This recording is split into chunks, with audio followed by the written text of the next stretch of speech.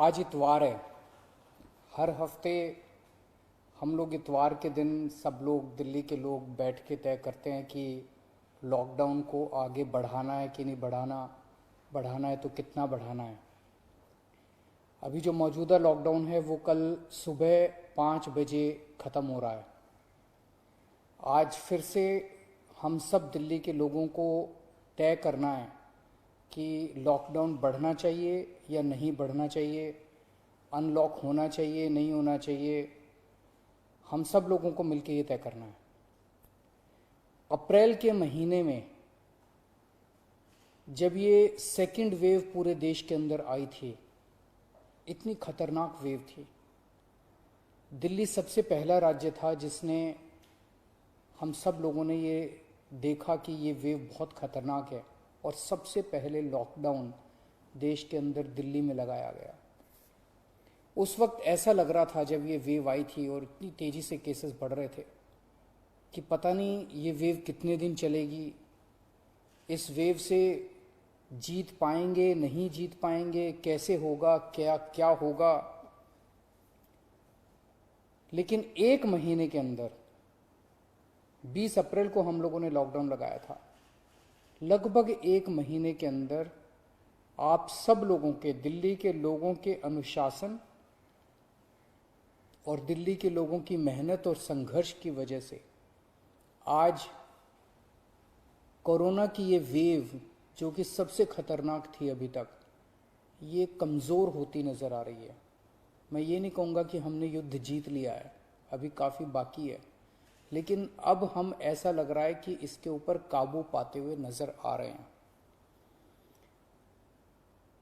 अप्रैल के महीने में एक दिन ऐसा आया था जब संक्रमण दर 36% पहुंच गई थी। यानी कि 100 लोगों की हम टेस्टिंग करते थे तो 36 लोग उसमें पॉजिटिव मिलते थे। पिछले 24 घंटे का मैं आपको आंकड़ा बताऊं तो ये संक्रमण दर 2.5% के भी नीचे चली गई है। यानी कि अब 100 लोगों की हम टेस्टिंग करते हैं तो उसमें 2.5 लोग संक्रमित पाए जाते हैं और 97.5 लोग ठीक पाए जाते हैं। इसका मतलब संक्रमण काफी कम हो गया दिल्ली के अंदर। अप्रैल के महीने में एक दिन ऐसा था जब 28,000 केस एक दिन में आए थे। 28,000। पिछले 24 घंटे में 1,600 केस पाए गए हैं दिल्ली के अंदर। 28,000 से 1,600। तो दिल्ली के अंदर कोरोना की रफ्तार काफी कम हुई है। पिछले एक महीने में कई सारी समस्याएं आई। उन सारी समस्याओं का हम सब लोगों ने मिलकर मुकाबला किया। दिल्ली के 2 करोड़ लोगों ने एक परिवार की तरह मिलकर मुकाबला किया।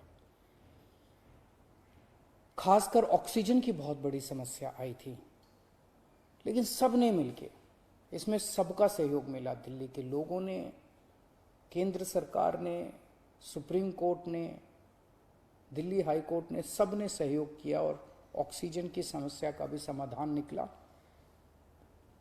अब वैक्सीन की बड़ी प्रॉब्लम आ रही है, वैक्सीन की बहुत कमी महसूस हो रही है, लेकिन मुझे विश्वास है जैसे हमने बड़ी बड़ी समस्याओं का समाधान किया है, ऐसे वैक्सीन की समस्या का भी समाधान निकलेगा। हम मिलकर निकालेंगे।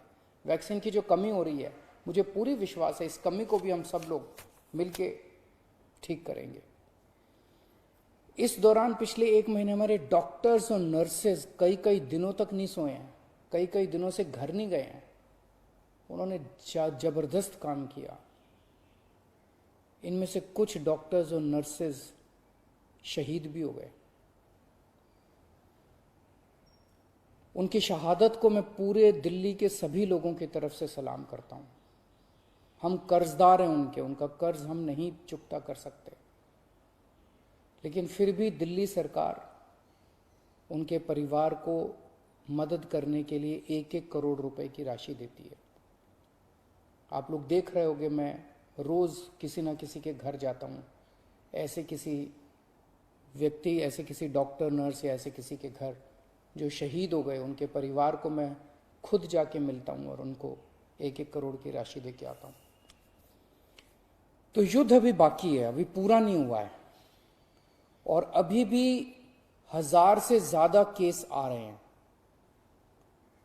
तो पिछले 24 घंटों में मैंने खूब लोगों से पूछा क्या करना चाहिए।